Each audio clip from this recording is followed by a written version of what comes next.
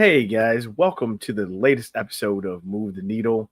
I am one of your co-hosts, Lee Grigsby, and my new co-host, Jay Wilcox, is here with us. Hi Jay, how Hi, you doing? You good? hello, Lee. Very good, thank you. Very well over here. Awesome. Yes. Well, before we fully introduce Jay and let you guys get to know who he is a bit, I want to talk about why Move the Needle started to begin with. So right now we're in the year 2024, and back in 2020, Move the Needle was started from. Um, I'll just put it this way: when George Floyd was murdered here in the U.S., it was started as um, my way of trying to be part of the solution with what I saw as a lot of racial tension, racial conflicts, and injustices here in the United States. My goal with Move the Needle was to address difficult and challenging conversations, but not just around gender, around classism. So really, Move the Needle is born from trying to educate people about the injustices against marginalized people. And there are many, many different marginalized people aside from race and outside the US. So it's not just here in the US. That is my goal. That was where this came from. And if you've been following Move the Needle since 2020, we started with a different co hosts back then. We've gone through a couple different iterations. Many of you had seen J.R. Ford, who was the second co host when we were doing video episodes. But I'm honored and I'm happy and excited to have my friend and fellow coach Jay Wilcox here with us. So Jay, I kind of turn it over to you. You introduce yourself and let us know kind of your background, where you are in the world, because no, folks, he's not in the U.S.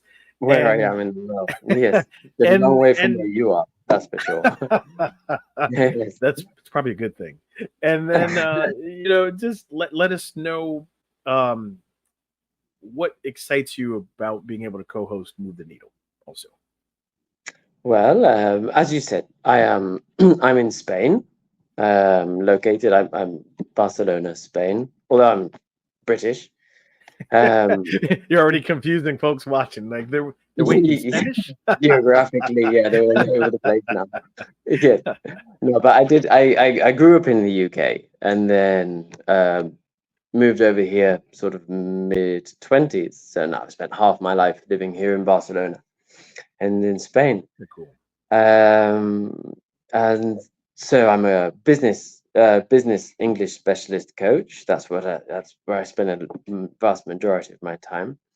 Mhm. And working within companies, and that's where my coaching career really is directed, along with a lot of personal relationships and working with coaching in the ambit of personal relationships. And Sure. working on this, however, with you is something which has always been uh, important to me. This the topic of inequality in general, uh, of which racism is a huge part. Indeed. But whether the whole thing of inequality, racism, xenophobia, sexism, all of it is just is Mhm. always been a very influential part of my life, my thoughts, and my value system. Mhm. And it comes into my work on a regular basis. Well, in fact, not just regular; it's constant. It's constant. I Because was, obviously, inside the yeah, world of companies, inside the world of relationships, sure. interpersonal relationship management, and communication is there. It's an inherent part of everything I'm doing. Hmm. So that's and also I love history. I'm a big student and fan of history. So being part of this is right up my street. And actually, more than Sorry, just while being I up was my taking a sip street. of water. No, no, you're good. You're good. Yeah. It's actually good. It gave me a chance to think because actually there's something that's more than just being important to me.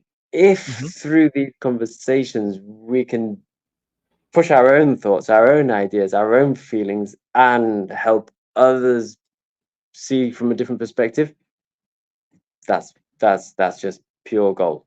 That is, and thus the name "Move the Needle," right? If we can, we may never fully swing the pendulum all the way to equity and equality, but my goal and having you on the show with me, especially now, the world is so global that, well, that's kind of redundant, but it's not just about individual countries, man. We are all connected in a way that these topics, these hard issues that we've been dealing with for centuries have to be talked about. And in a way, you said it. Um, I'll say it as there was a congressman who passed away a few years back, John Lewis. One of his best sayings, one of his favorite sayings of mine is, yes, you call people out on these things, right? So the racism, sexism, all of it, inequality. But after you call them out, you call them in, because we're we're only as good as we are together for the solution. You Mm, can't separate in order to have a solution. That just furthers the divide, that yeah, furthers or makes any thinking about division yeah, concrete. And yes, that's not going to help any of us move forward collectively. So, um, exactly.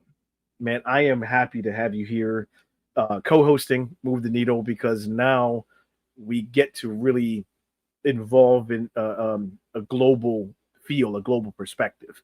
I can obviously, I'm born, raised here in the United States, so that is my main perspective.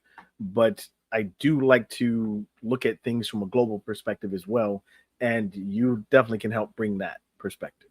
So, I man, hope thank so. you for co-hosting. Um, so My shall we pleasure. jump? Shall we jump into it? Let's do it.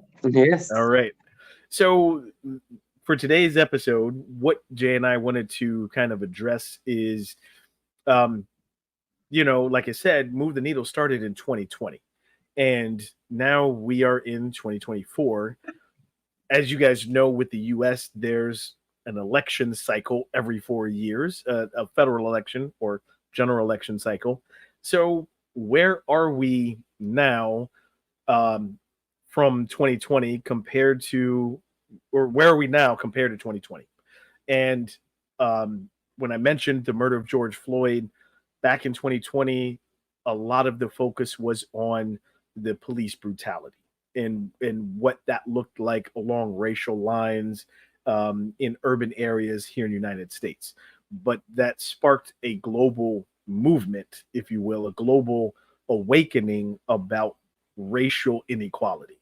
Um, Before I jump into where we are now, Jay, do you want to, or can you speak to, how that event affected you with George Floyd? Yeah, absolutely. There was a quite profoundly for various different reasons because I think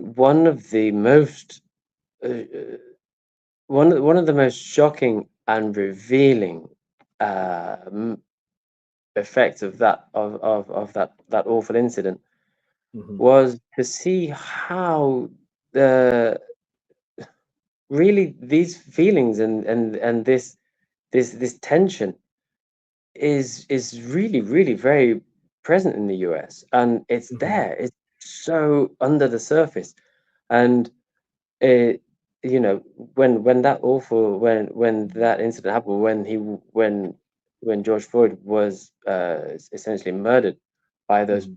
those policemen, which was a terrible incident and deserves some sort of response. I think certainly myself, friends, family, none of us could ever have imagined the size of that response. Sure. That really took us by surprise. I mean, it's like, whoa, seeing that made you fully aware of the Hmm. racial divisions that are still very present and hurting in the US. Hmm. Um, Absolutely. it, that was curious, and that really brought it home. And I think it's strange because it's always something that I've only been to the US 4 times. Sure. One thing that we notice on each of the times we go, um, Hmm. is the division, is the racial Hmm. division. And Wow. I've arrived in the US each time, and I have felt that there is uh, an invisible divide Hmm. between races, Sure. and everybody gets on and works, and everyone's trying to make a life for themselves. Hmm. But there's a sense that you're white, I'm black, or you're Hmm. white, I'm Chinese, or you're white, I'm Hispanic, Sure. Sure. and you sense that far more than I've ever sensed it in the UK or here in Europe. Hmm. Hmm. I, Um, it, that's interesting to hear your take on that too, because I'm in it, so it's almost like the seeing the forest for the trees. I know how it mm, feels to be here. I know how it feels um growing up in I won't I won't get into all of the subdivision within different communities, right? But just that overall division you talked about. Um and I'll mention, like I've mentioned this before on Move the Needle in previous episodes, where until we can come to terms with acknowledging fully how the country was built, we mm, can't really we can't really break those walls of division down, right? The country was founded and started for white male landowners to be in power. And mm, I don't say absolutely. that with um, any anger or with any frustration. That was a design. It's a historical That's fact, nothing more than yes. that. Yeah. That's a historical fact. That's how it was. Now, over the years, there have been things that have changed to diversify the the chance for equity here in the states. Um, but again, on today's show, or this episode, what we're going to talk about is where are we 4 years from 2020, right? So where are we now compared to the those tensions, right? That were very, very evident 4 years ago. So, fortunately, I'll start with the bad and the ugly. Is that all right with you, Jay? I mean, I don't know how else to call I it, think but much better to start at the bad and the ugly, definitely. yes, Yes, yes. let's That get way those we out the can way first. we can end on a good note. Um, Exactly. so I'll go full screen here. Um, just to start off, there may not be people who are aware of this um, Project 2025. So Project 2025 is a plan that was created by the Heritage Foundation for a takeover of the United States with ultra conservative policies and personnel in different government agencies. All right.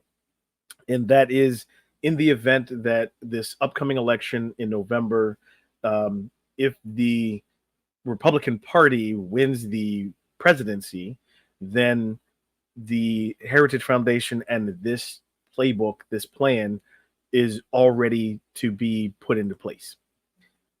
Project 2025 has four main pillars, and I'm very being very, very brief with the description, but there is a website. It's very in depth about everything that they want to achieve. Okay, so the first pillar is the policy agenda. Second pillar is the this presidential personnel database. The third pillar is the presidential administration academy, and the last pillar, or the fourth pillar, is their actual action plan, this 180-day playbook. So briefly describing them, um, the pillar one, this includes a book called Mandate for Leadership, The Conservative Promise. This is kind of their, um, they lay out what policies they want to change that are either currently in place so that they align more with the conservative promise that is described in the book. Pillar two is this presidential personnel database. This is a list of people. Um, the estimated number has been about 50,000. Yes, that's 50 and three zeros, 50,000 um, positions that they would like to appoint if the Republicans win the White House in all of the different government agencies. They have approximately 50,000 people ready to take hold of key positions, um, again, to carry out the policy agendas throughout the different governmental agencies. Okay. The third pillar, the Presidential Administration Academy, this is an actual comprehensive training course or courses across different careers so that any individuals who are interested in being part of um, this conservative movement, this ultra conservative movement, they can get the necessary training, they can get ideology, if you will, all the different things that are needed in order to be ready for political appointment or in political office or any appointed office and carry out the policy agendas. And the fourth pillar, as I mentioned earlier, is the 180-day playbook. This is a very comprehensive, concrete, and detailed action plan that, again, if the Conservative Party or the Republican Party wins the federal election here in the US, this plan is already ready to go. This is a detailed play by play action plan on how to get the policies moved, the people in place, all of that. This is already in place. And if you're on social media, the mainstream media has started to pick up on what Project 2025 is, and they've started really um, kind of diving into what it is. I gave a brief description there, but just briefly before we move on, I put that out there because if this Project 2025 is it takes place, what happens with the ultra conservative movement that it's trying to set is that the diversity and any strides in equity, any strides in collaboration, any strides in a diverse personnel gets turned back, gets changed. So yes, your thoughts before we move on. Yeah, no, because this is maybe this has more sort of airtime in the US, and here in Mhm. Britain and in Europe, people really have no idea about this. Sure, Apart from those who are probably very vested in US home affairs and politics.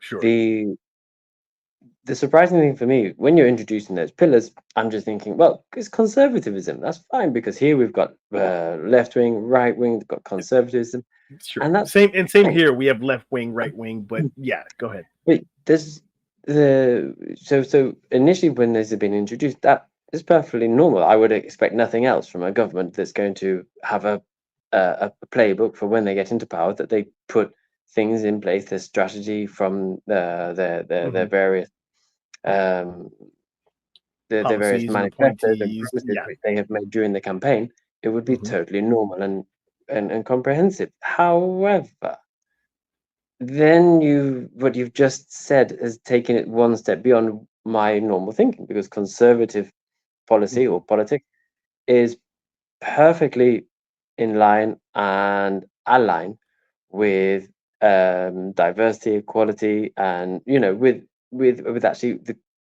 the constant striving forward Sure. that is here to actually eliminate as much inequality, not necessarily financial wealth inequality, shall we say, Right. Right. but um, because there is across the board a huge push and a raising of awareness, Hmm. towards the need for eliminating inequalities in all areas and racism, then Yep. the conservative ideas would be totally aligned with that.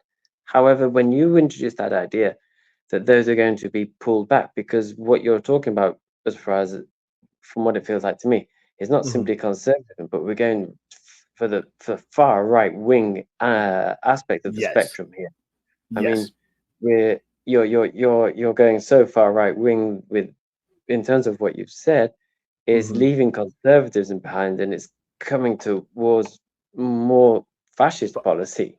Yes, absolutely. And so that's why, like, I try to be fair in my description of it, but you are correct. It is far right wing ideology, policies Hmm. that even leaves centric conservatives behind. It's Yes. it's the type of policies and people that would be put in place that reverts back to what I said earlier.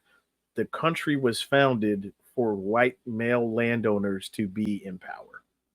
It Mhm. turns the clock backwards for those kinds of things. So that's really what Project 2025 does. Um, so I have more though, because Project 2025 has not been put in place. But I'd like to share some things that have happened, that have been put in place um, currently. Okay. So let's jump into those. Um, SCOTUS, or the Supreme Court of the United States, has made some decisions and rulings over the last few years that have helped set the stage for this potential of Project 2025. Most recently, they ruled that a president could be immune from prosecution if the if those criminal acts are done as official acts while in office. Mhm. They've Yeah. also made a ruling a few years ago. They overturned the Roe v. Wade decision, basically saying, um, taking women's choices of what they of taking women's choice away about abortion. That is Yeah. highly generalizing it, but that's what that decision had to do with.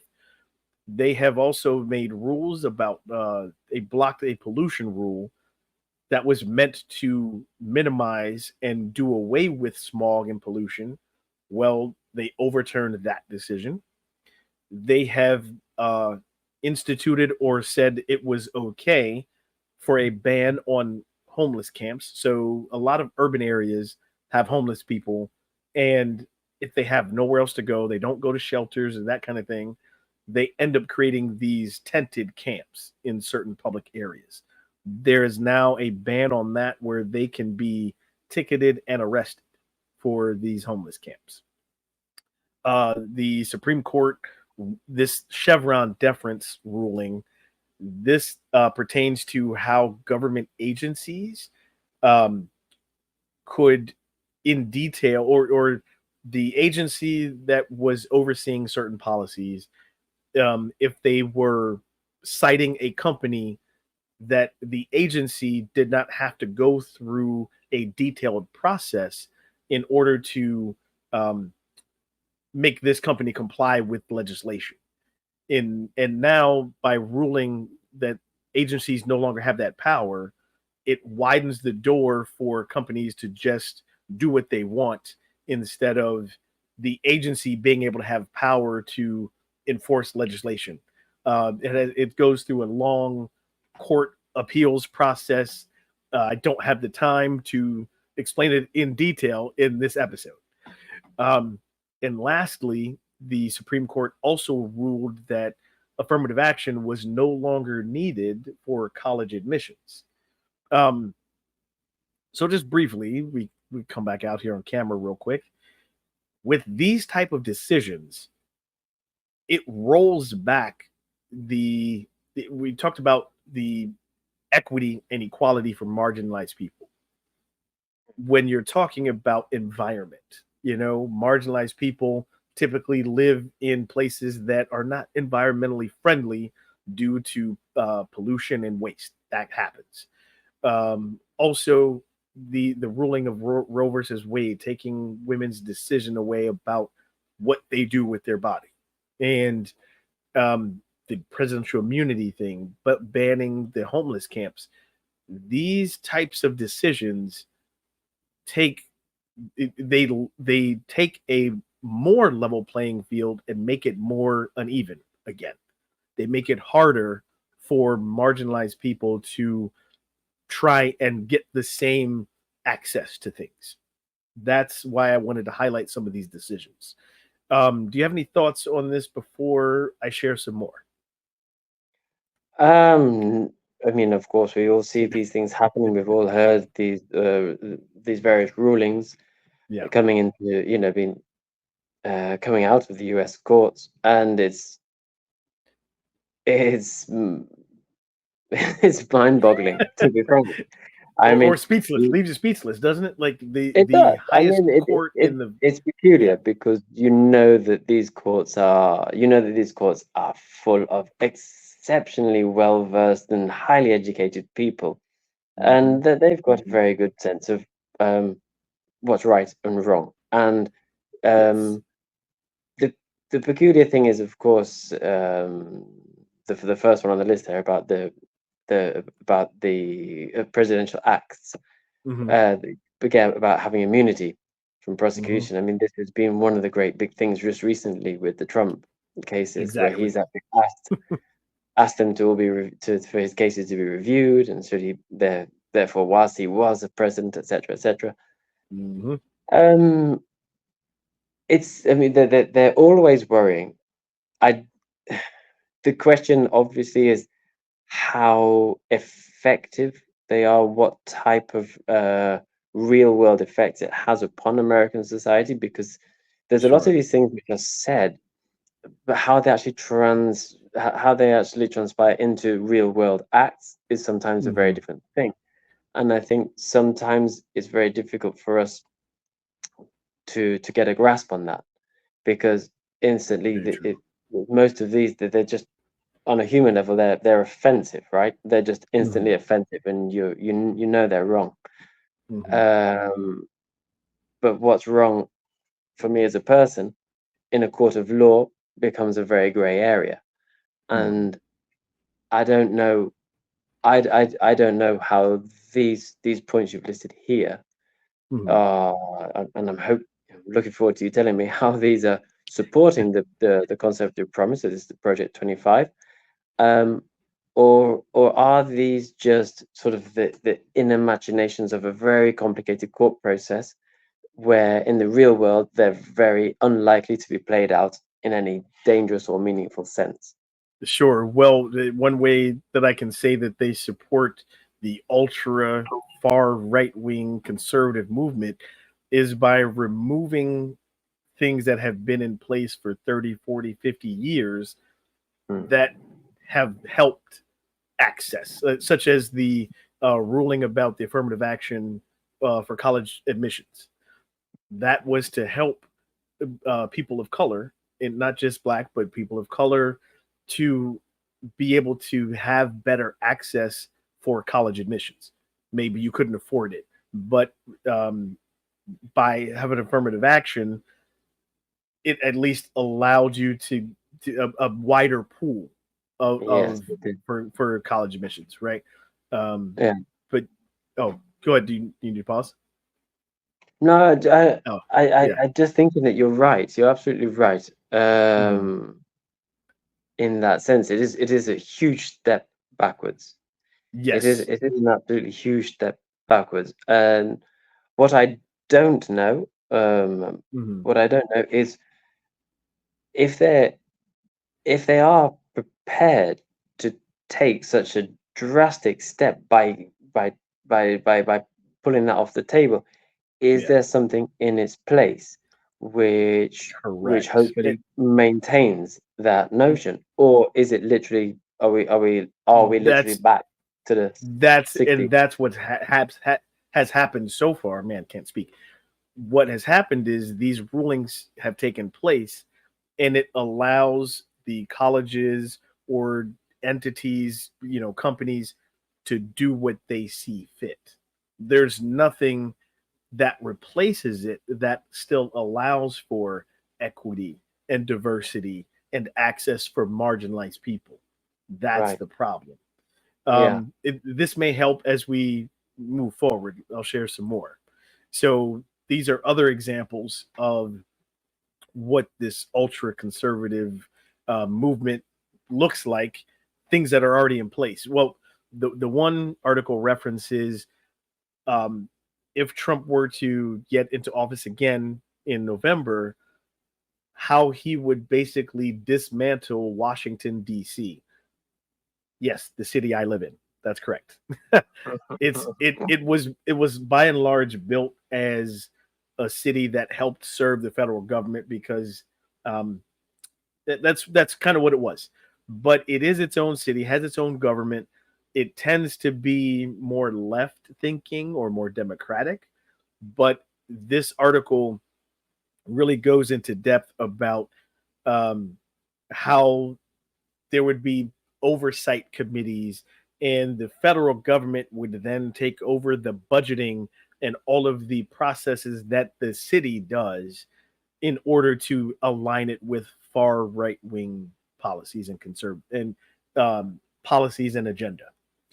This article, the Tractor Supply, is a company here in the United States that has equipment and those kind of things for um, farmers and rural areas. Just last year, Tractor Supply was voted as one of the most diverse and best places to work. This year, they have chosen to end their DEI, or diversity, equity, and inclusion. Any of their programs that support DEI, programs that support the LGBTQ plus community. They've also started ending their carbon reduction programs that affects the environment. This article here shows how they are ending those things because, as they say, they are aligning with their consumers, and they're assuming that their consumers are all part of this far right wing conservative movement. Okay. So those are just two examples of things that are already in place that would just help this project 2025 take effect. This slide here, this is just showing that this talks about 15 major corporations that exist today that got their beginnings, got their start and profit from slavery or slave trade. Now, I highlighted just a few of the 15, but I highlighted this because what what my question is, and what I'm not sure about, is if these companies got a start by profiting off of slave trade, how have they progressed through the last 400 or 500 years in order to be more equitable, be more diverse, or provide services that level the playing field for marginalized groups here in the or not just United States. This is global because these are not just Mm. United States companies. So that would be my question. How have they evolved and changed? And to my knowledge, most of them still have white men in power as CEO. Yeah. So, what would their vision be like for equity, for diversity, for you know um, supporting marginalized groups for better access to things? That's my question with these companies. Um, Anything you'd like to share before I share some more bad Um, and ugly? bad and ugly. Yeah, there's a lot of bad and ugly. I promise we do have good things. I promise we do have good things. It is, but obviously, rather like the depressing news that you shared on the previous company with Tractor Supply, Hmm. the the fact is that, and in the interest of profit and money, there's very little there's very little real sincere care shown in terms of Mhm. uh, being morally better. Uh, there's Yeah. in terms of a moral compass, it can go spinning around If forever. They don't care. They just go well, where the money is. I and mean, well, Jay, what really shocked me about the Tractor Supply example, it again, I just last year, I wish I had put more details about Tractor Supply in the slides.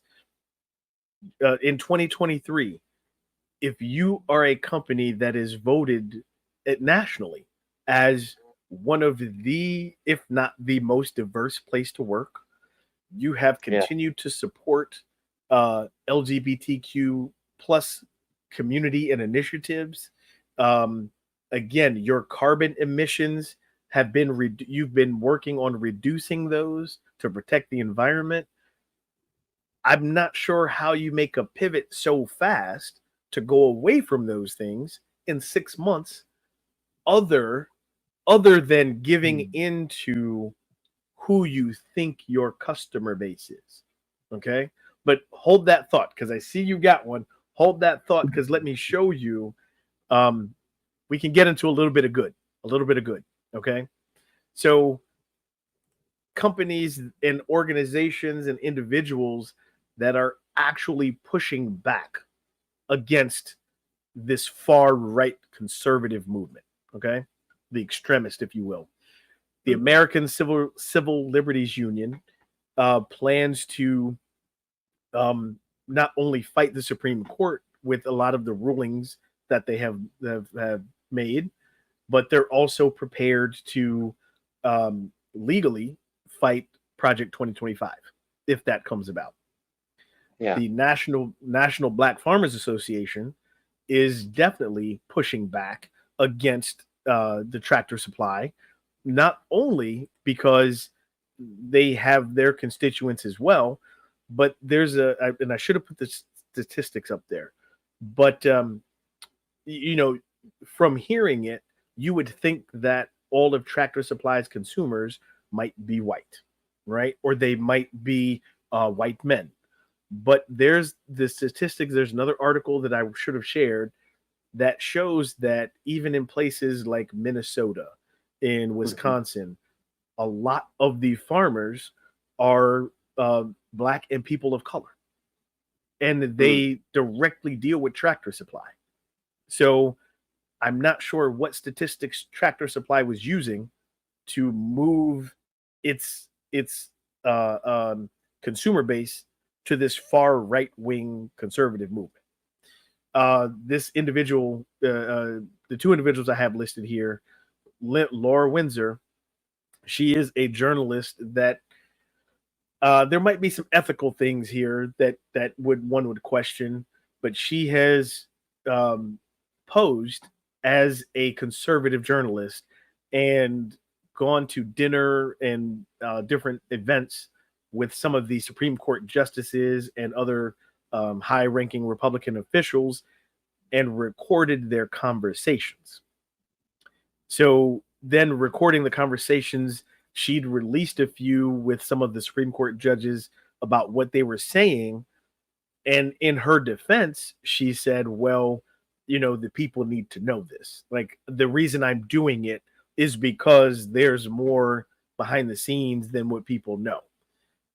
That might be there's some ethical things going on there, but she is an individual who is doing what she feels is right. And then also, this individual, David M. Perry, is a white male who, in this article, in his opinion, he also pointed out the statistics about the people of color who are farmers who go to Tractor Supply, but also gave mhm, his opinion about how that was just completely wrong with what Tractor Supply is doing. So, contrary to popular belief, or even what you might be hearing here, there are people, especially with even Tractor Supply, fighting against mhm. what is going on. You know? Absolutely. But as with all these things, somewhere there has to be gain. And, you know, Yeah, they obtained, like you said, they obtained a really wonderful accolade in 2023, and that was a wonderful recognition they received. 100%. Yeah, Clearly didn't mean a great deal to them, if they're prepared to to pivot that abandon that quickly. route so quickly, such turnaround.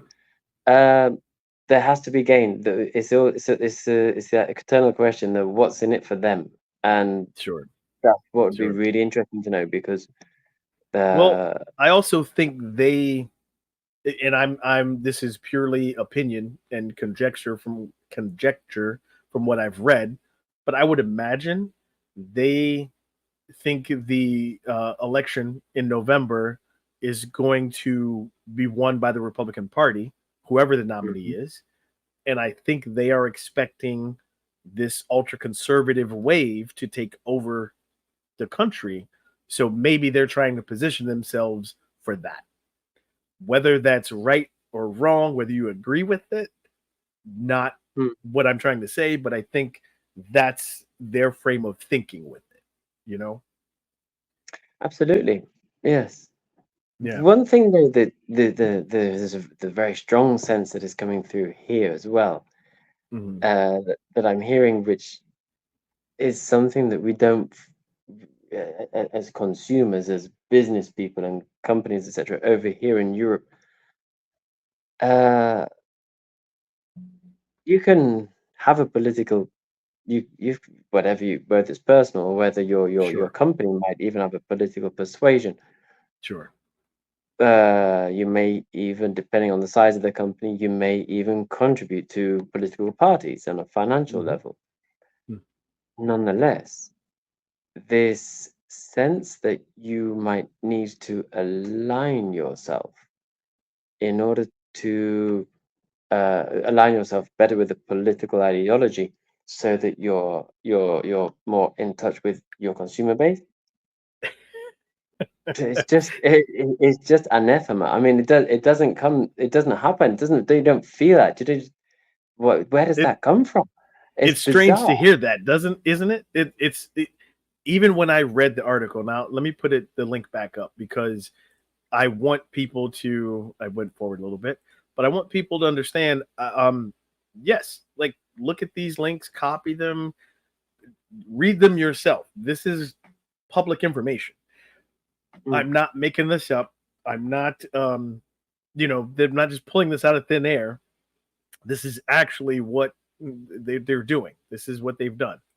Um, but before, let's move on real quick because I also want to point out it's not just here in the U.S. that there's good, bad, and ugly going on. As we were talking pre-show, there is conflict, and I'm using these terms loosely, but there's conflict, war in the Ukraine.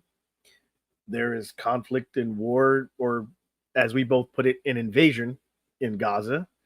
There is conflict and war in Sudan, and there's potential conflict and war happening in Taiwan. Um, so I just didn't want people to think that you know the sky is falling here in the U.S. There, there are things happening around the world that we need to pay attention to that also deal with inequity, injustice, marginalized people. You know, um, is there any thoughts that you wanted to share before we take a break and then come back and talk about the good? mm. Well, there is. I mean, obviously, we've talked about the company. This case in the US, much as I find fascinating. I Sure, find it also disturbing the idea that people will switch and change company allegiances depending on the knowledge of whether the company is Republican or Democrat. Seems peculiar sure. to me, but if that happens, then each to their own. The other thing there is in terms of the conflict. Um, I There's been so much talk over the last 7 months and 8 Hmm. months now in terms of the Gaza. invasion, and Sure. the this interested me a lot in terms of the question about racism, because there's a lot of sensitivity around the subject for Hmm. obvious reasons. Sure. Um, and I also became interested then I became interested in the notion of racism in this war, because I was finding it difficult to extricate racism and anti-Semitism. And Mm. so I had to do a little bit of reading and understanding about that, Hmm. to see how they are different, because um, it, it became very messy for me, because if it felt the same, it felt like Right. if people are condemning Having the Jewish people, how is that is that different? not racial? Yeah. How's that different? Yes. Yeah, Yeah. and that became very difficult for me, as because it's like, oh, hold on a second, here's a whole aspect that of the spectrum I can't get a grip on. Hmm. Um, but it but the difference turned out to be between a nation rather than a people, Hmm. and that's where it became very different, uh, and that was really peculiar. That's where it became very peculiar for me, Hmm. because it was the Jewish nation, rather than The Jewish. defining characteristics of a people. Sure. And um, it's very easy to go around throwing sort of generalizations and so on. But I do, I do feel that became very important for me to understand in the context of that war, Hmm. Hmm. and understanding the importance of also not just for the Jewish state, but also for the Palestinians, because you see, then I started, as you do often, you go down these wormholes and you get more and more information, and um, Absolutely. the Palestinians were very easy to just do, oh yeah, the Arabs, but it's a nation within a multi-million Arab community, and Yes. um, all it's just important. It's important that that everything is respected, and that's, I think, what I learned. What I learned mostly from that was the first of all, never too old to reassess my own boundaries, my own understandings, Sure. um, Sure. because despite the fact that I feel I have a huge understanding and knowledge of this, Hmm. there's still more that I can learn, still more that I need to appreciate. Um, and also in terms of these the cases you've brought up about the US being founded a few hundred years ago by whites in the interest of themselves, maintaining power. Hmm. These wars today, um, whether not saying it's by whites necessarily. All I'm saying is it's war, power and control are Yes. at the root of all of it. Yes. Unfortunately, the differences between peoples or possibly nations are the little superficial factors that are being moved around to work in the interest of people to just create the division and set one against another. And that's where it's most painful. But and when you look at it, it's so easy for them to play with, for the powers to play with that, Hmm. and it's heartbreaking. Well, I'm gonna. Yes, you nailed that. It's called conquer and divide. However that works, right? Do you? A lot of research that I've done, a lot of modern day conflicts, a lot of modern day division goes all the way back to um, colonization and Mm, colonialism, unfortunately. And however you were successful in dividing and conquering? Was it religion? Was it a new type of product for trade? Was it financial? Was it militaristic weapons? You used whatever, or not you, but it, they used whatever worked to divide, making people feel like the haves and have nots. Once you divide, then you conquer that region, you know? So Hmm. that's what we Yeah. see it cyclically today. Um, Yeah. the one thing I want to say before we go to break is this is also what makes it difficult to find and fact check so many things that um, I read and dive into, is that history is told from the viewpoint of the winner. Always.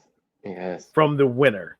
So depending on who's been winning at history so far, that's why I said that a lot of our modern day conflicts harken back to colonialism and colonization, because they were the winners. And so history is told from that point of view. But as Hmm. we hopefully are starting to see, there is a deeper global history. So Mm. that's also something that I like Move the Needle to point out, the real history of things. There's something that I'm fact checking, and I know I said I was going to say that and go to break. I got to add this before we go to break. There's something that I'm fact checking that, if true, is blowing my mind. There's uh, um, something that showed potential of cross Atlantic trade between the three Western African kingdoms and Mexico between the years of 900 AD and 1500 AD. So all of that was before the slave trade started taking place. Hmm. I haven't been able to fully fact check that yet, but I'm working on it. So that'll be another episode, and I look forward to bringing that, because that's a big deal. If you have people across different continents and crossing the Atlantic Ocean back and forth for equitable trade, Hmm. equitable trade, not conquering, not, oh, hey, Yeah. here's a new land that someone lives on that I'm going to claim for myself. That's a big deal that needs to be brought to the light. So, Absolutely. Well, I mean, it's like that wonderful book. I don't know if you've read the book, The History of Cod. It's a uh, phenomenal story. yes, You know, yes, the fact that the Vikings were there fishing for cod of the northeastern seaboard way hmm, before anyone even knew it existed. absolutely. That's what. So that's history. That's total history, Oh not yeah. just from a point of view.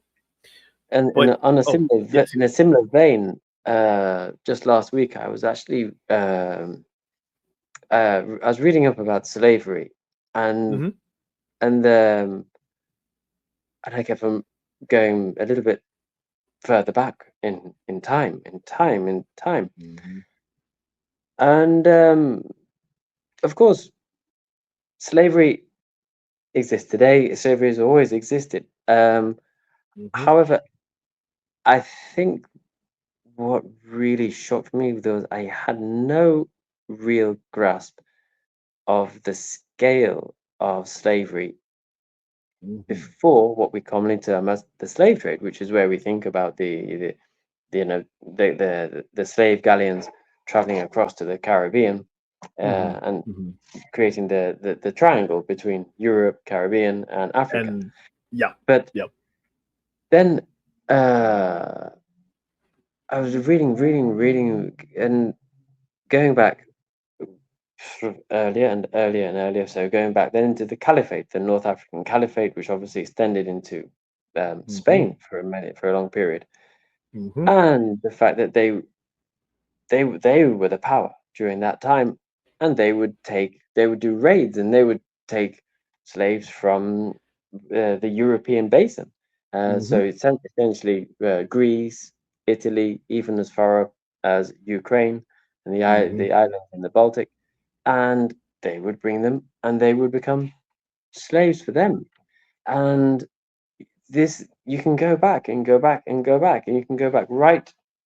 You can trace this right back to the Dark Ages after the Roman Empire sort of imploded, Hmm. and Hmm. slavery was rife. Um, It's uh, not just the transatlantic slave trade that we think. Yeah, but that exactly. was the incredible thing, and it's Hmm. it was against nations, nations taking other nationals as Yes. slaves.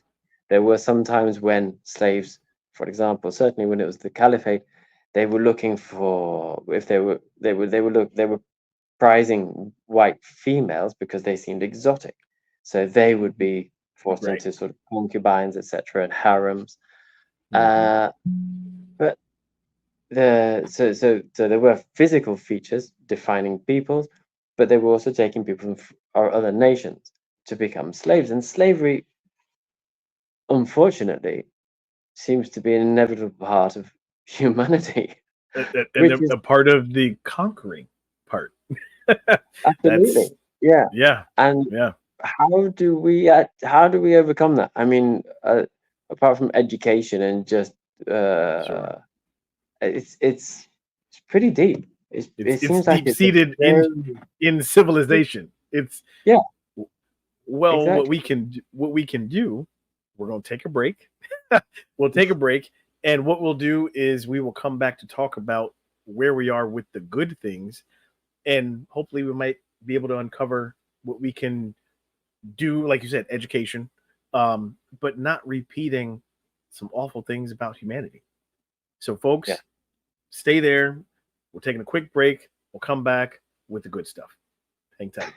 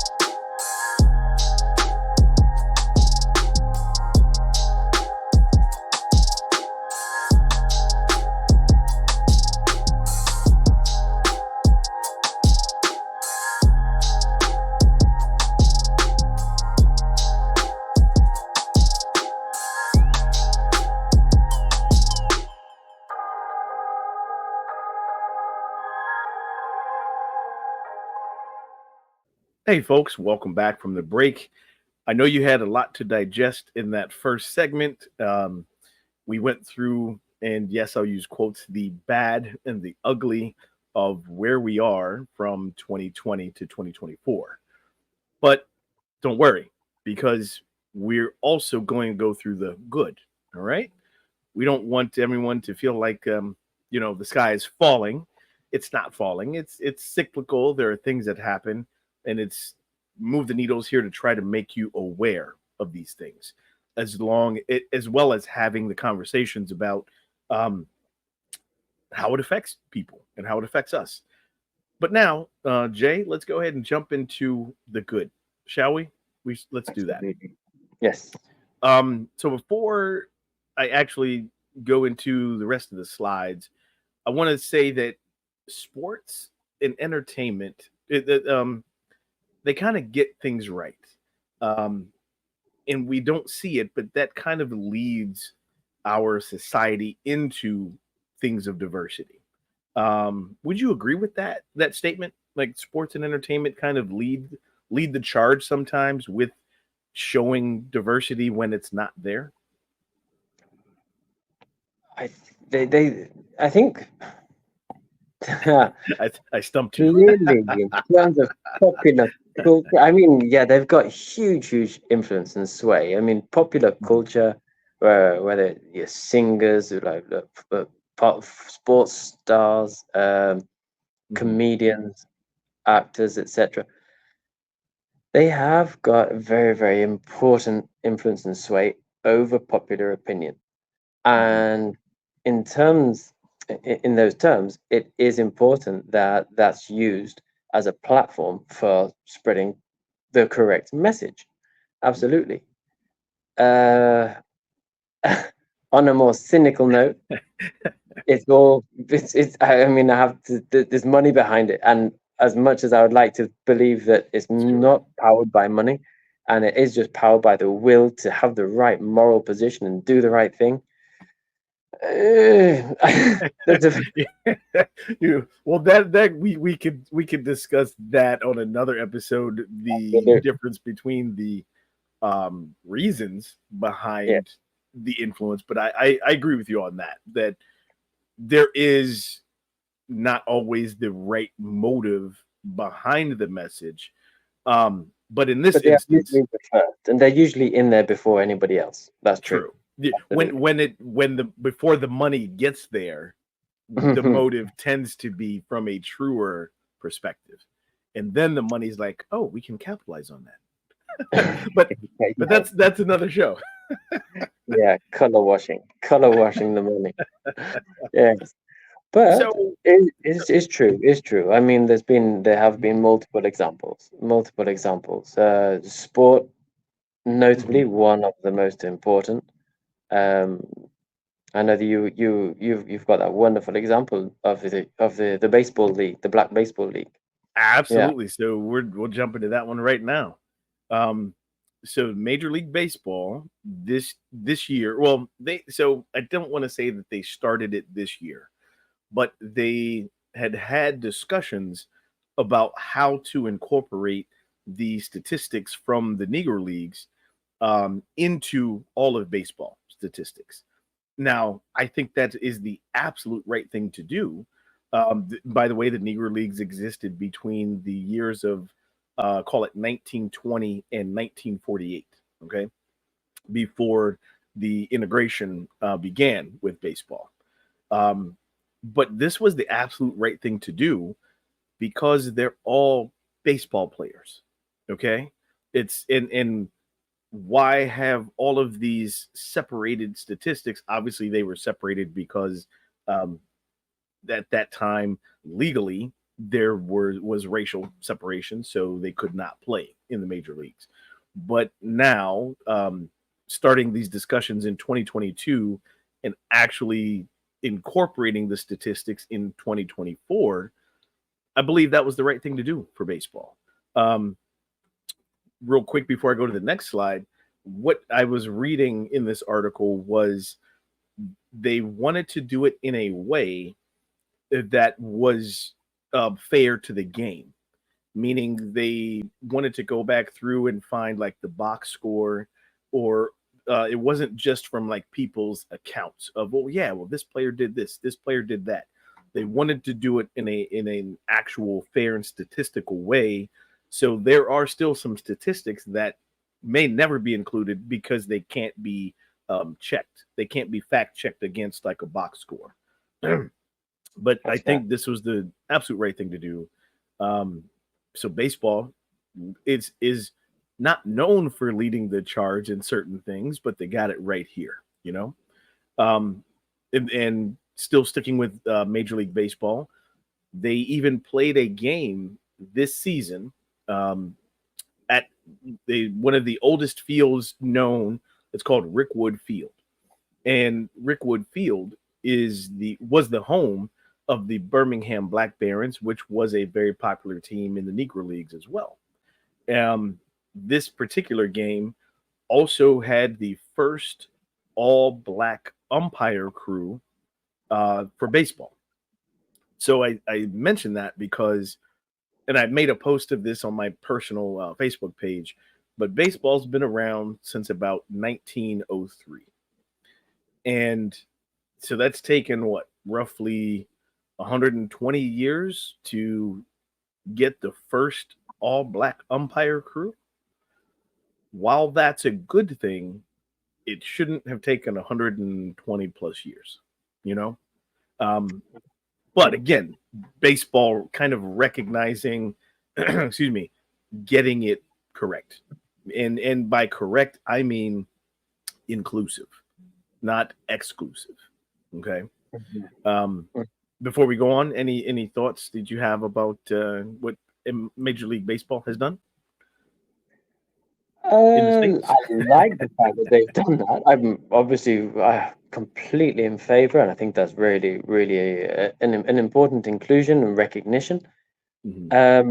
I don't actually know until what year members of different ethnic communities within the US were sort of allowed even to enter the game on an official level. Sure. Um, Yeah. sounds it sounds difficult to me to comprehend that that wasn't the case from the very beginning. Begin. And then Mhm. it's again, as I've said to you before, coming from outside the US is Absolutely. selling itself so well as this uh, the land of opportunity, and everyone's here. You come in, you get on the you get on the working wagon, and everything's fine. You just got to make a life for yourself. Sure. And actually, it's all just a great marketing plan. But the yeah, I it's just sad. Important to know, sad to Mhm. discover, but great to see that people are owning up to mistakes and rectifying those things. You And know, we I really all do make love mistakes. hearing your The important thing is perspective owning too. it, right? Yeah, and I love hearing your perspective too. Sorry, I didn't mean to step on you speaking, but because you're not from here, some of these things again, like you see a certain view from the outside. It's Mm, but now we're kind of like the Wizard of Oz, where we're pulling the curtain back, and you're finding the wizard is not this great big voice. It's like yeah. just a regular guy who doesn't have magic. And um, but yeah, that's it. It's important to know because and again, it's not just here in the US, but it's like total history of things.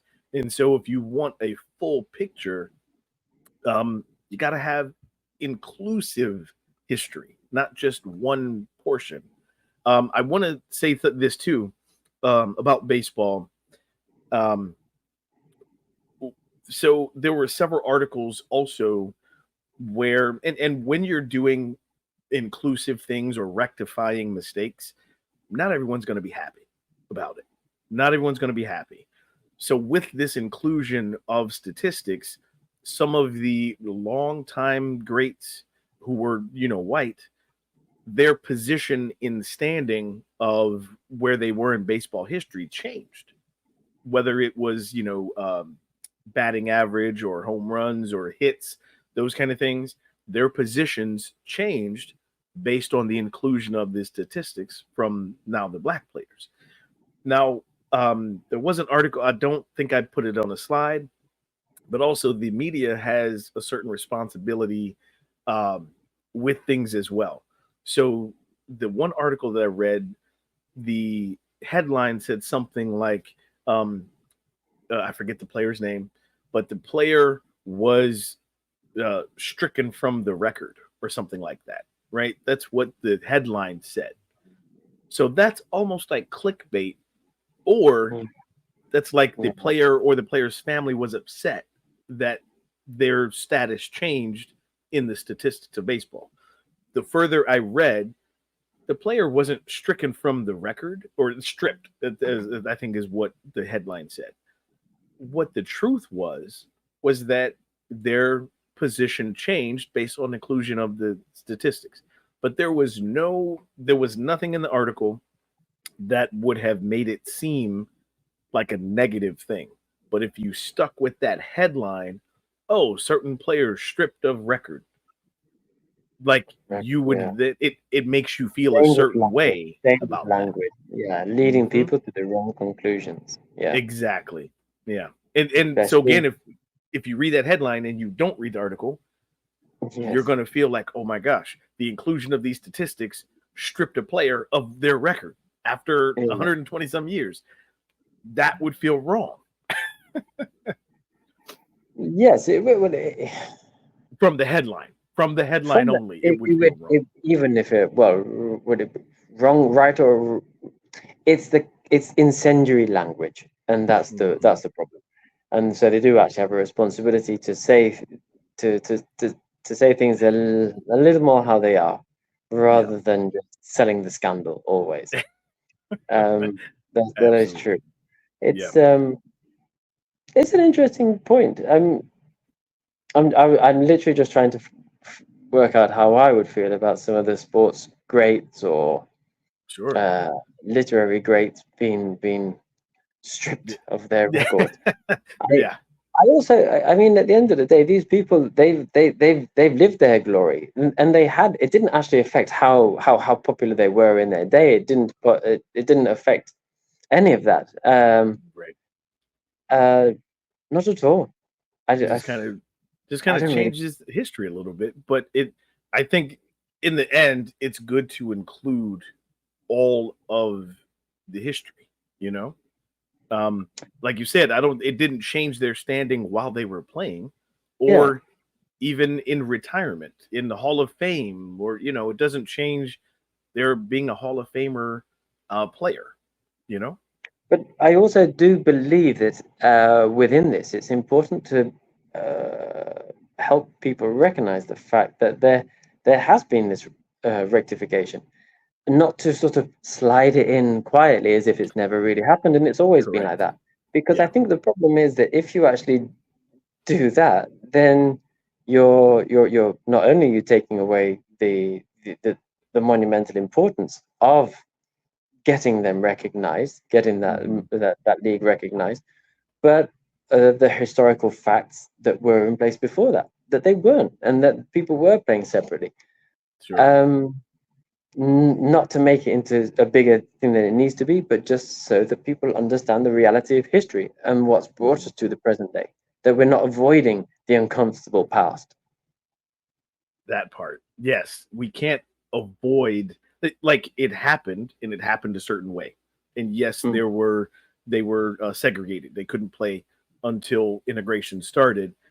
But yeah, it's okay to acknowledge that that happened. And by baseball actually incorporating the statistics, playing at Rickwood Field, which was one of the home stadiums of a Negro League team, I think that is. Also, I meant to say this during that game. Some of the players that were still alive playing in the Negro Leagues, they brought them onto the field and like recognized them for their Mm. accomplishments when they played. That's So great. that's a great thing to acknowledge it so that you can now move forward in a more inclusive way. You know, that's the goal of rectifying those things. So Absolutely. we were talking about entertainment as well. Yeah. For those of you who don't know who Percy Miller is, Jay and I were big Master P fan. I'm kidding. I don't know if Jay was a big Master P fan, but Yeah. Yeah. that was his rap name. He was a rapper, entertainer, but he launched Miller Family Foods, and that was on June 19th of this year, 2024, and that's significant because that's the recognized now holiday for Juneteenth, which was the celebration of the end of slavery. Um, so this the I almost said Master P. Jay Percy Miller um, launched Miller Family Foods. because they wants to offer the alternatives for like breakfast foods, but it's for people in areas that have food insecurity, and also using high quality natural ingredients that will be making these foods.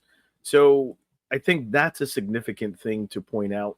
Um, Again, we've been talking a lot about the racial inequality of things, but there's socioeconomic inequality in inequity as well, which areas have food insecurity. You don't have access to quality produce, quality fruits and vegetables, or even a grocery store that's close enough. Let's put aside quality food. If you have one grocery store for a several block radius, and yet you have um, a higher economic area that has three or four grocery stores in that same type of 2 3 block radius. Number one, you get more choice, and so by having more choice, it also provides a bit of price competition for each of those stores to provide the best price for what they're offering. But if you have one store, that's it. And that one store may only get X amount of products. So that creates this food insecurity. And we're not even talking about quality of food yet, you know? They've also been called food deserts, if you will, where you just don't have access to foods. Um, I want to add this before you joined as co-host for this time.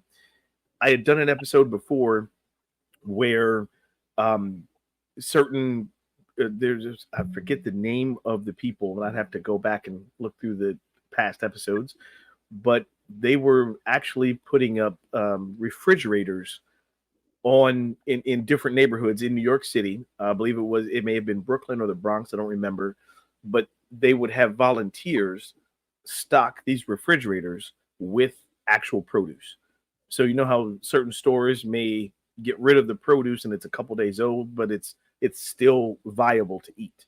So in these food deserts, or in these neighborhoods that had food deserts, they were putting up refrigerators and had volunteers stocking the refrigerators with quality Mm-hmm. food.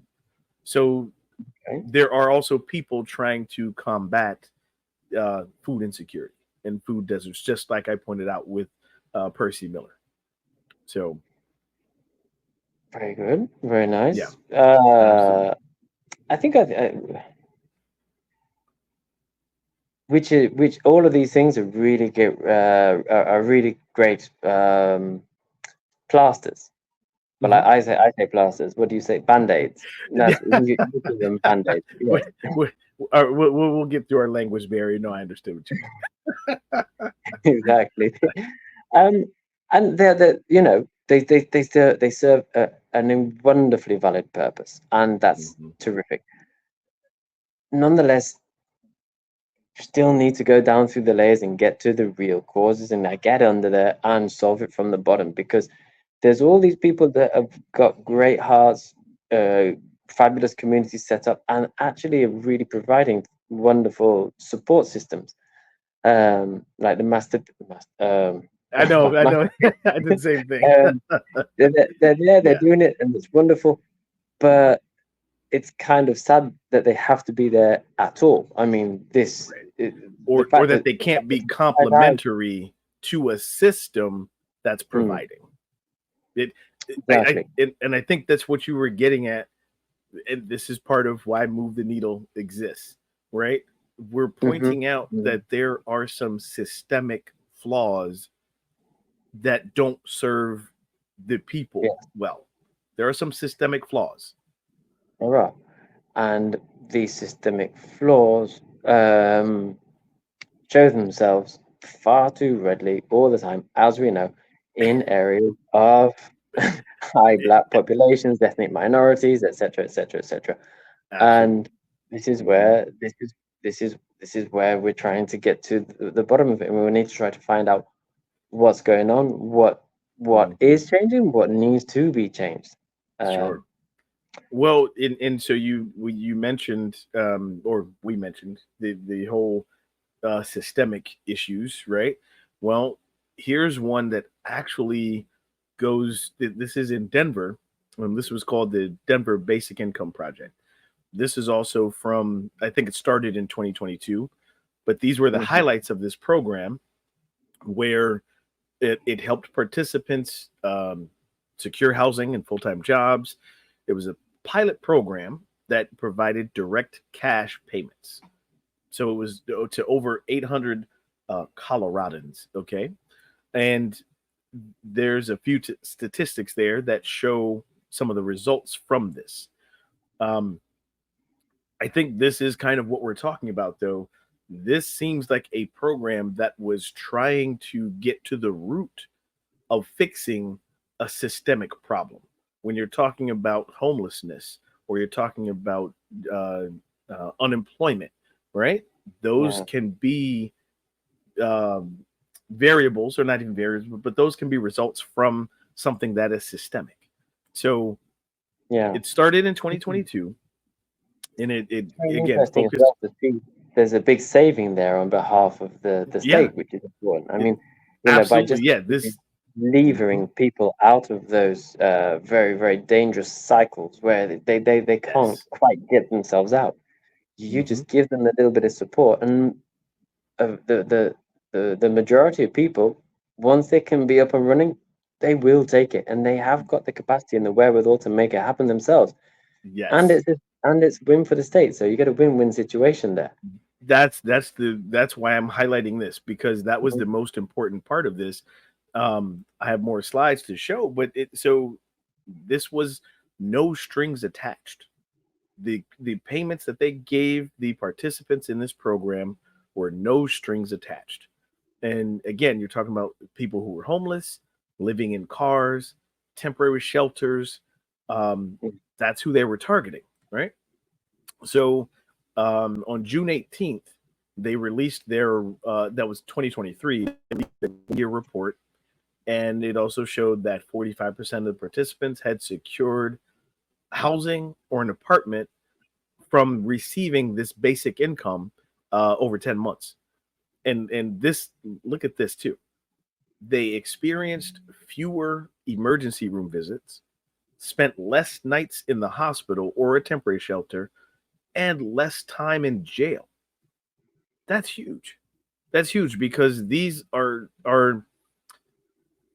not necessarily the public services that are supposed to serve folks Mm. who are homeless. If you have an emergency room visit, it's hopefully because there's an injury that needs immediate attention, not necessarily because you're out in the cold and being frozen, which is also bad, but that might not be an emergency visit compared to something else, or being in jail. Well, That's I mean, simple fact that if you're living on the streets, there is obviously a higher risk of you becoming mhm, injured or experiencing some absolutely, sort of accident than if you're living in the absolutely, safety of your own home. Um, absolutely. And so so you that's can, good news. oh, sorry, yeah, you can find out more about the Basic Income Project here. This is the article that I read about that. Um, but seeing that savings, um, that was just within a 10-month time span. That was almost over a $500,000 that it saved the city of Denver from trying to, again, policing homeless people, emergency room visits, all those things. Because if you're going to the emergency room and you're homeless, I'm probably sure you don't have insurance. So, who's paying for that visit? Who's paying for what happens? All of those things. A basic, and the basic income was somewhere between a $1,000, and I think some of the payments were as low as 500. So once you were in this program, they kind of determined what tier you received. But that is another great way of trying to level the playing field, trying to provide equity first before you can get to equality. You know. Um, Absolutely. something that recently just happened, and this is kind of an ongoing thing, but there were general elections in France, and there was a surprise coalition of the liberals of the left party that actually defeated the far right extreme conservative party that was expected to win. Jay, can you, if you would like to shed any more light on this? I know this is like an ongoing thing because this is all fresh, but It is very, very fresh indeed. mhm, Yes, it's complicated, messy, yeah. but politics usually should be. The the they did manage to the French population uh, took a strong swerve to the left on the second round, the second and final round of the voting in the election process in France. Hmm. First round showed a very strong favor towards the right, which was a strong indication of really the fears and the concerns of the French population. Hmm. And it was interesting that this swerve to the left happened on the second and final round because it was almost like they were saying that they were showing what they're afraid of and what their principal concerns are in the regular person's day-to-day existence. But Hmm. maybe they didn't want a far right government in power. So that's Sure. why in the real and final vote they swerved Hmm. more to the left and went with what is in France a much more traditional the traditional political power structure. Hmm. The the the left that they have voted in is a bit of a ragtag bunch of parties all thrown in there together in an attempt to take the power away from the right. Hmm. I'm not even sure that this left wing party is going to be able to sort themselves out sufficiently In, to enact any policy of any worth. that, I was I going mean, to say the same thing. Yeah, I'm not sure how sustainable the uh, coalition is going to be, but no, I use it to point it out, um, that there's hope if you feel it as a community, as a nation, no, as people, like, and you pointed it out. There was a fear of what could happen, of what was coming, and so they they came together to say, no, we don't want the what the far right is going to provide. We yeah, might not have the answer currently, but we don't want a governing body that's all the way over on one extreme. yeah. I mean, I So, mean, the of course the the problem I think with what we're currently experiencing in terms mhm, of, well, I'll try and say this in a nutshell form. sure. Traditional politics is getting rather lost in the modern world. The political philosophy is always very good, but sticking dogmatically to one philosophy or another is nowadays creating too many problems because the issues are common to all, and not one single philosophy is going to be able to find the solution. Very Not true. that that's ever going to be entirely possible anyway. Nonetheless, Mhm, the left wing in France needs to actually be listening to the fears of those people who were pushing in that right direction initially to raise those concerns. And if the left actually want to be able to allay those fears within the French society, they would be foolish not to pay attention to that risk, that threat that was posed after the first round. very true. And you just because you've averted the that right wing power coming into to the government, it doesn't mean it's gone away, and it doesn't mean you shouldn't pay attention or even necessarily work with them to find solutions. Correct. Because that comment you said about the prominent activist, um, I can't remember what about push them away, but bringing them back. Yeah, the former Congress or the late Congressman John Lewis. Yes, yes, Mhm. where you call people out and call out the inequities and the inequalities, but then you call them in. Exactly. Call them out and you call them Exactly. in. Yes. And And I agree with you. I think you're right. They will make a mistake. Like that's great to come together and avoid the far right extreme power that was possible to take or potentially going to take place in France. yeah, But the mistake would be now that you've kind of averted the power takeover, you cannot rest because now there are still real concerns and fears that need to be addressed. And how do you address those in the best possible way? That's exactly. the next Yeah, step, you know. yeah. Before we end, I want to play a clip, and this is kind of it's about it also kind of pertains to what we just talked about with France, but it's more about the US and kind of what we're going through right now. And then I'll get your final thoughts. So let me Hmm. play this clip. Hold on. In behavioral psychology called extinction burst. It is basically when a maladaptive behavior is being conditioned out. And so the person doubles down on the maladaptive behavior because somewhere in the subconscious, they know that it's dying. And so things get worse before they get better. And so if we apply that to the empire and what we are witnessing, for example, the presidential debate, and the draconian laws that are being passed, this is empire's grip on its extinction, basically. US hegemony and empire is falling. It's inevitable. It has been researched and studied by historians that every empire falls every 250 years. That is the exact Pluto cycle that the United States is in, which is 250 years. In 2026, the US will be 250 years old. And if you've been paying attention, all of these laws that they're passing basically to censor and control us should not be a shock to you.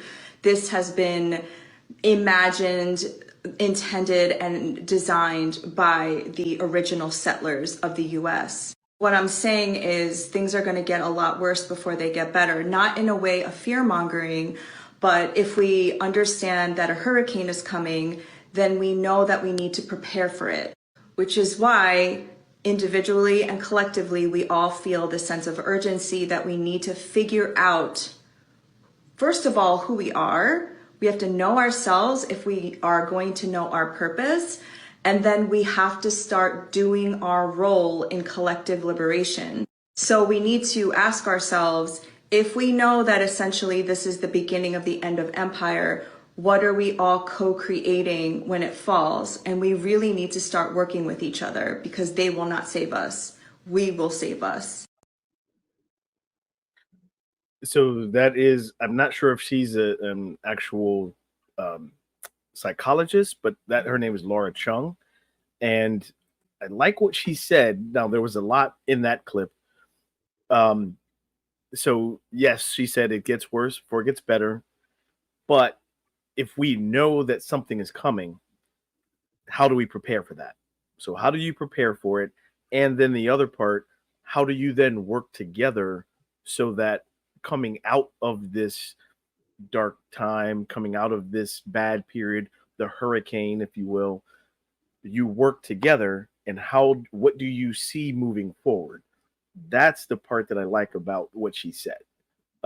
Sometimes these things are cyclical, they're inevitable, but the part that you get to control is the inclusivity and working together to form something new and different after the dark period passes.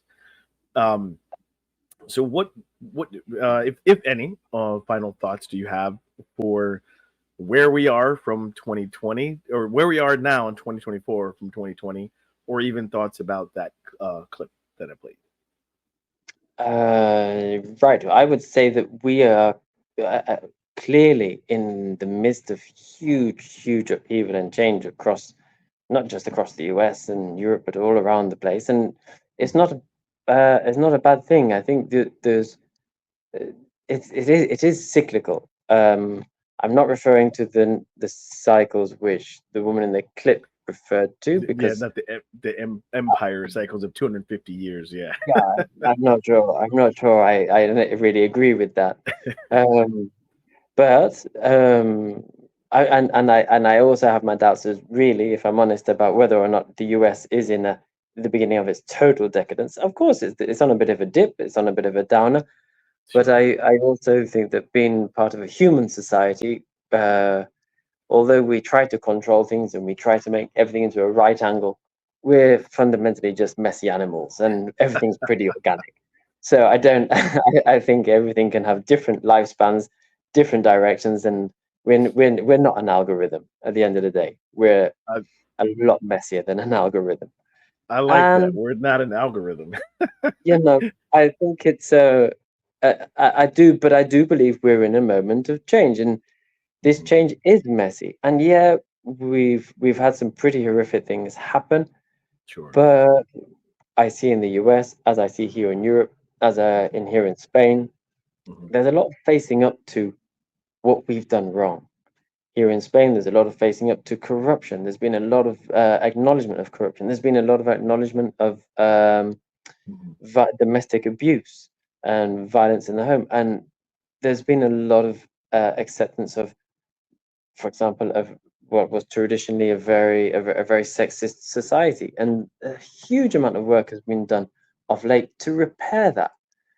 Good. And yeah, it's been painful, but that's okay. It's more important that there's a painful recognition and moving forward than Mm. just pretending everything is okay. The same thing there for the US. Uh, Absolutely. things are not comfortable, but like the woman in the video said, uh, preparing yourself, getting the right tools to deal with it, Mhm. and actually learning, paying attention to our environment, paying attention to each other, and having the right mindset and mentality puts us in the best stead to actually deal with that change and take the right route out of this change so that we can live in a better, more equitable society. And I have nothing to add after that. Great mic drop thought. I love it. But that's you're exactly right. That's yeah, being able to understand who you are, what part you want to play in the Mm, roles moving forward, working together. That's how and it's okay for it to be messy. It's going to be messy when you mhm. have to acknowledge hundreds and thousands of years of mistakes. It's Yeah. not going to be fun or easy, but Mhm. if you don't acknowledge those, you're doomed to repeat them. So being able Exactly. to acknowledge them, Yeah. understand, okay, that did happen, but being able Mhm. to then choose a different course of moving forward. And Yeah. recognizing that we all have a responsibility. That I think today it's very easy for us to just assume they'll take care of it, or expect the whichever Yeah. institution, whichever authority to deal with it, and hopefully they'll make everything all right for the rest of us. Right. You know, Nope. but We all have a like responsibility. Yeah. all those,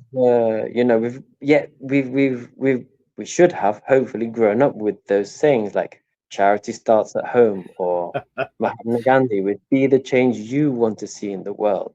Yes. If we Yes. can actually, each of us, not be afraid to take responsibility for our own selves in our own world communities, and actually just make those little changes. If everyone's there, if everyone's contributing, it's enough. It's enough. And if we can actually do that without being aggressive, without believing we have Mhm. to push it, push everything on top of other people, Yeah. we can make a better place, right? Hopefully. I agree with you. This is why you are the new co-host of Move the Needle because we agree with that 100%. Yeah. Well, we have It's appreciated you all listening to this latest episode, and we we have. welcome Jay into the Move the Needle hosting family. But hey, guys, don't forget if you want to get the new content, you got to subscribe and also hit the notifications button so you get when new content comes. We will be posting the YouTube channel, and we will see you all on the next episode of Move the Needle. Till next Absolutely. time. Bye bye.